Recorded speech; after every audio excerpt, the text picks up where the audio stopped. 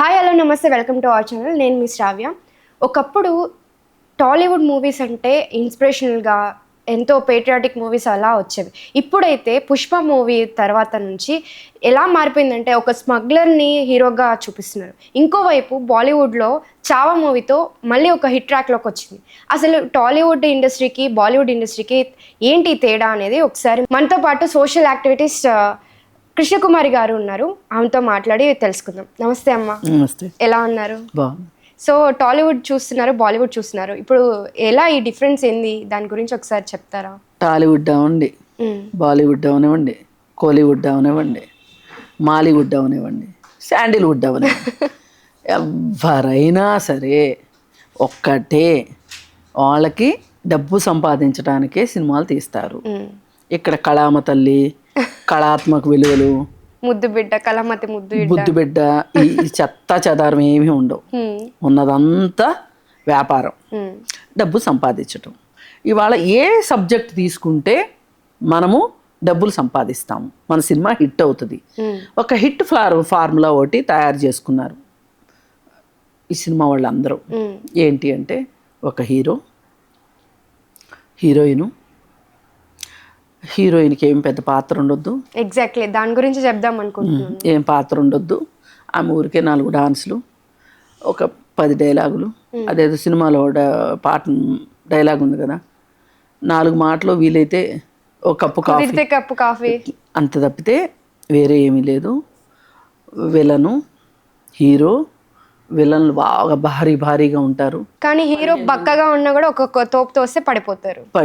వాళ్ళందరూ సస్తారు. ఇది సినిమా. ఫారిన్లో ఒక 4 పాటలు, అవుట్డోర్ లొకేషన్స్, ఈ ఫార్ములాతో సినిమాలు నడుస్తున్నాయి. వీటిల్లో అర్ధంతరంగా వచ్చి పడిన ఒక చావు ఏంటంటే, మనకి చారిత్రాత్మకమైన విషయాలను తీసుకొని సినిమాలు చేసి సొమ్ము చేసుకోవాలనే ఒక తాపత్రయం వచ్చింది. దానికి రాజకీయ అండదండలు, రాజకీయ అజెండా ఉండటం ఈరోజు చాలా ప్రమాదకరమైన విషయం. ఇవాళ ఒక స్మగ్లర్ని పెట్టి సినిమా తీసిన దానికంటే కూడా, అది కరెక్ట్ అని నేను అనను, దానికంటే కూడా చరిత్రని వక్రీకరిస్తూ తీస్తున్న సినిమాల వల్లనే దేశానికి చాలా నష్టం.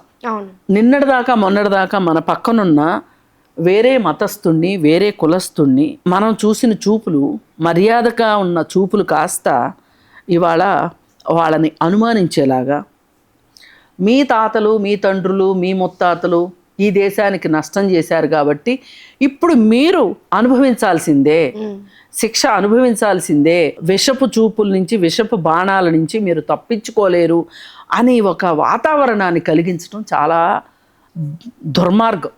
ఇవాళ దేశంలో అదే నడుస్తుంది. మొఘలైస్ ఇంతకు ముందు మన టెంపుల్స్ ని పడగొట్టారని ఇవన్నీ చెప్పుకుంటూ వస్తున్నారు. ఇవన్నీ చెప్పుకుంటూ వస్తుంటే ఈ పెద్ద విషయంలో ఒక రకంగా పుష్ప సినిమా ఒక చిన్న పానకంలో పుడక లాంటిది. పుష్ప సినిమా గురించి పెద్ద చెప్పుకోవాల్సిన అవసరం లేదు. ఎస్, కరెక్టే. ఇవాళ ఒక హిట్ ఫార్ములాలో భాగంగా కమర్షియాలిటీని పెట్టేసిన తర్వాత, చట్టము, న్యాయము, ధర్మము ఇట్లాంటివన్నీ పక్కకి వెళ్ళిపోయిన తర్వాత పెద్ద విషయాలు అనుకోవట్లా నేను. పుష్ప సినిమా పెద్ద విషయం అనుకోవట్లా. ఇంతకుముందు ఒక చిన్న పార్శ్వం ఉండేది. హీరోలో కూడా ఇలాంటి లక్షణాలు ఉండి హీరో మారేవాడు, మంచివాడుగా మారేవాడు. గజ దొంగ, యమ దొంగ ఇట్లాంటివి అన్నీ వచ్చేవి. మారేవాడు. ఎందుకు దొంగ అయ్యాడో చెప్పి దాని నుంచి, ఆ పరిస్థితుల నుంచి బయటపడి అతను ఒక నూతన మానవుడిగా ఆవిష్కరించబడేవాడు. ఒక మెసేజ్ ఉండేది. కానీ పుష్ప సినిమా ఆ అదృష్టానికి కూడా నోచుకోలేదు. దీనివల్ల ఒక రకంగా చాలా నష్టం జరిగింది. ఇప్పుడు మొన్న ఒక టీచరు ఆవేదన పడుతూ సమీక్షా సమావేశంలో, పుష్ప సినిమా వచ్చిన తర్వాత పోరగాళ్ళందరూ చెడిపోయారు, వాళ్ళ జుట్లేంటో వాళ్ళేంటో అన్ని పిచ్చిగుళ్ళే, ఆ క్రాఫ్లు చూస్తే చిరాకు వస్తుంది, క్లాస్ రూమ్లో పాఠాలు చెప్పాలనిపించట్లేదు, క్రాఫ్లు వేయించుకుని రండిరా అంటే తల్లిదండ్రులను పిలిస్తే మా మాట వినట్లేదని వాళ్ళు చేతులు ఎత్తేశారు. మేం చెప్తేనేమో మా మాట అసలు, టీచర్ల మాట అసలు వినట్లేదు. ఒక దెబ్బ కొట్టడానికి కూడా లేదు. దెబ్బలు కొట్టడం ఎప్పుడు కరెక్ట్ కాదు. అంటే కానీ బెదిరించడానికి కూడా లేదు. అయితే నిన్న మొన్న ఒక తప్పు చేసిన పిల్లవాడిని దండించినందుకు గాను వాడు పైనుంచి దూకి ఆత్మహత్య చేసుకుంటే టీచర్దే తప్పన్నారు. ఇప్పుడు సీసీ కెమెరాలు పెట్టింది ఎందుకు? మంచి కోసమే కదా. ఏ పిల్లలు ఎలా ఉన్నారు, ఏం జరుగుతుంది, మంచి ఏంటి చెడు ఏంటి అనే దానికోసం. ఆ పిల్లవాడు సీసీ కెమెరాలు పక్కకు జరిపాడు. పక్కకు జరిపితే అది టీచర్ దృష్టికి వచ్చింది. వచ్చి చెప్పాడు, ఇట్లా ఇంకొకసారి చేసావంటే మీ అమ్మ నాన్న పిలుస్తాను జాగ్రత్త అని చెప్పి మళ్ళీ యథావిధిగా పెట్టారు. పెడితే తెల్లారి మళ్ళీ స్కూల్కి వచ్చిన తర్వాత ఈ పిల్లలు అప్పుడు కాదు ఇప్పుడు జరిపి చూడు అన్నారు. అది యాటిట్యూడ్ పెరిగిపోయింది. అతనికి యాటిట్యూడ్ పెరిగిపోయి మళ్ళీ దాని దిశని మార్చాడు.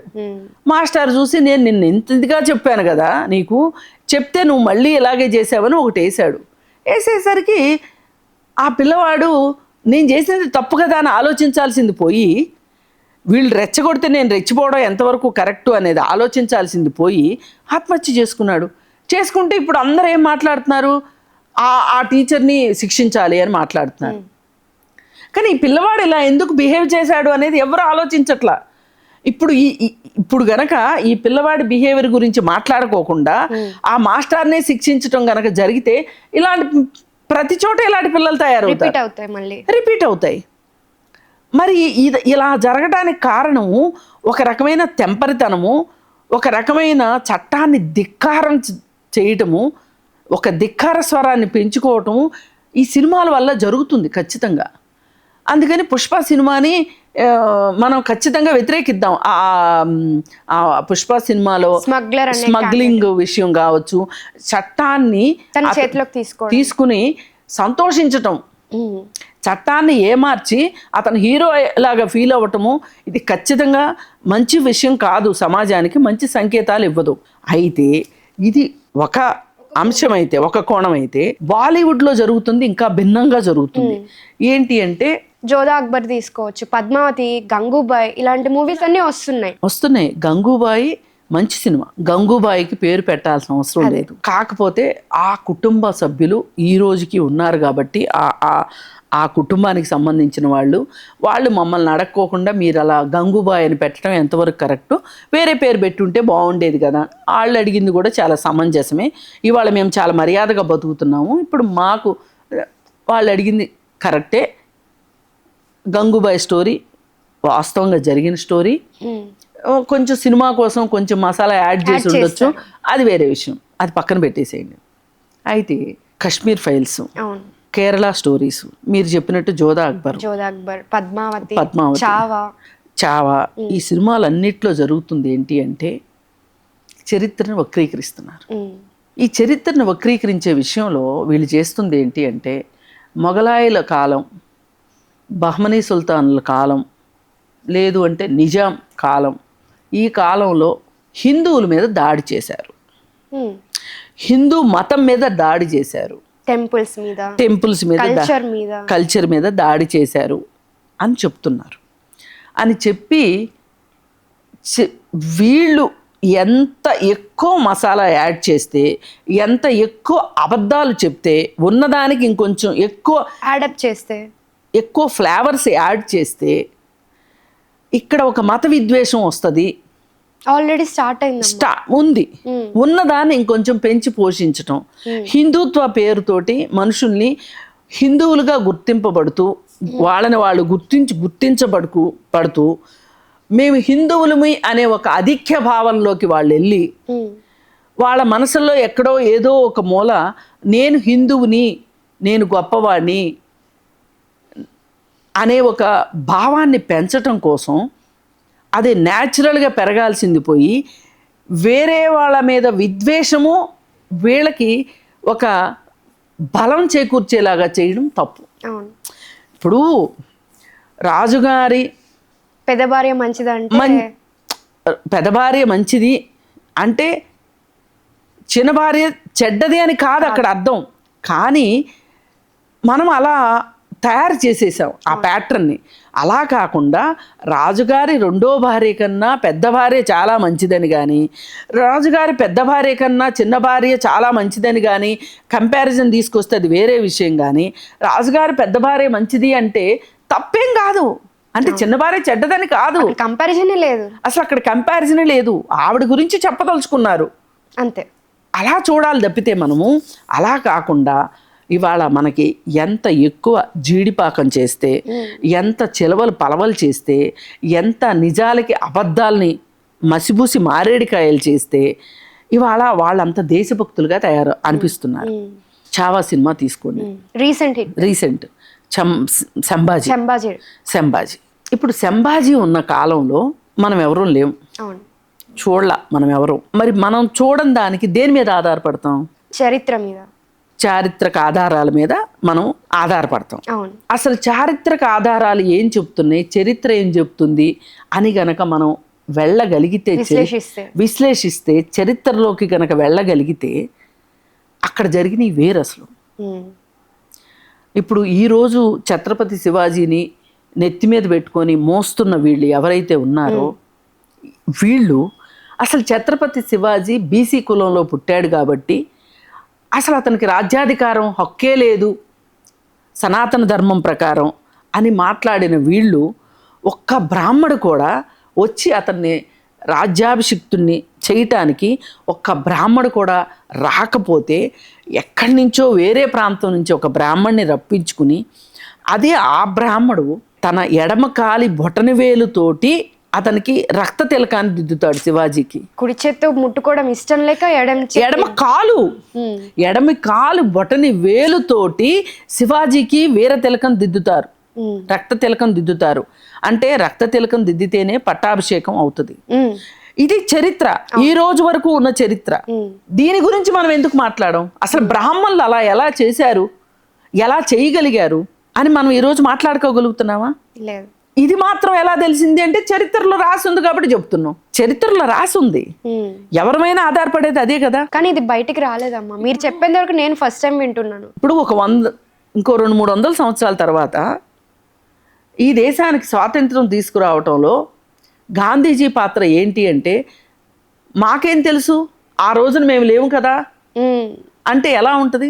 మన కళ్ళ ముందు ఈ రోజుకి స్వాతంత్ర సమరయోధులు ఒకరో ఇద్దరు ఉన్నారు కాబట్టి, వాళ్ళ ఫ్యామిలీ ఉంది కాబట్టి మనం నమ్ముతున్నాం. మరి ఇంకొక 100-150-200 సంవత్సరాల తర్వాత వాళ్ళు మేము చూడలేదు కదా అంటే, నేను ఢిల్లీ వెళ్ళి మోడీ ప్రధానమంత్రిగా ఉండగా నేను వెళ్ళి చూడలా కాబట్టి నేను కాదంటే కుదురుద్దా? నేను వెళ్ళలేదుగా ఢిల్లీ, మరి నా కళ్ళతో నేను చూడలేదు కదా, కుదరదు కదా. ప్రతి ఒక్కళ్ళు ఢిల్లీ వెళ్ళి మోడీ అక్కడ ప్రధానమంత్రి స్థానంలో కూర్చున్నాడా లేదా అని చూడాలి అంటే అవ్వదు కదా. వర్తమానం రేపటికి చరిత్ర అవుతుంది. మొఘలాయిలు మన భారతదేశాన్ని వేరే దేశం ఎక్కడి నుంచో వచ్చి దండయాత్ర చేసి ధ్వంసం చేశారు అనే అనుకుందాం. మరి మన భారతదేశంలోనే పుట్టిన నిమ్న కులస్తుల్ని మనం అణిచివేశాం కదా, అంటరానితనం పేరుతోటి, అస్పృశ్యత పేరుతోని. ఇదైతే వాస్తవమే కదా, ఈ రోజుకి జరుగుతున్నాయి కదా, కొన్ని చోట్ల జరుగుతున్నాయి. గుళ్ళల్లోకి రానివ్వట్లేదు కదా వాళ్ళని. అంటే బ్రాహ్మణులు ఎంత అణిచివేశారు కింది కులాల వాళ్ళని, అగ్రకులస్తులు అణిచివేశారు కదా. మరి అలాంటప్పుడు మిమ్మల్ని కూడా శత్రువులుగా చూస్తున్నారుగా వాళ్ళు. అంటరాని కులాల వాళ్ళు ఇప్పుడు మిమ్మల్ని శత్రువులుగా చూడాలిగా. మరి ఇది నడుస్తున్న చరిత్ర. దీనికి పెద్ద చారిత్రక ఆధారాల జోలికి వాటి జోలికి వెళ్ళక్కర్లా. లవ్ స్టోరీ మూవీ అదే కదమ్మా జరిగింది. అంటే మన మూవీస్ కూడా రిలేట్ చేసుకుంటే ఇదే జరిగేది. ఇప్పుడు నేనేమంటానంటే, ఆ రోజు మొఘలాయిలు చేసింది తప్పు అని మీరు ఈ రోజు మాట్లాడుతున్నారు, మీరు ఈ రోజు మీరు చేస్తుంది తప్పని మేము మాట్లాడుతున్నాం. ఎవరిని తీసుకోవాలి? ఇప్పుడు నడుస్తున్న చరిత్ర. ఈ చరిత్రలో వాస్తవాల్ని మీరేం చేస్తున్నారు? మరి అలాంటప్పుడు ఈ బ్రాహ్మణులకు ఎంత శిక్ష పడాలి అలా అనుకుంటే? Okay ma'am, thank you ma'am. Thank you.